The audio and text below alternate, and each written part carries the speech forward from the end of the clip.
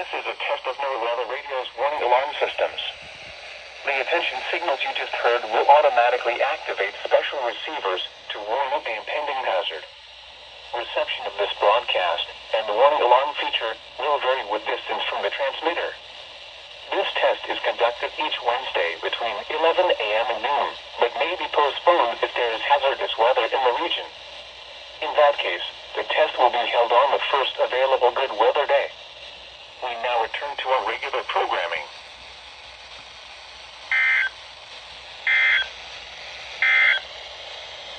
Here is the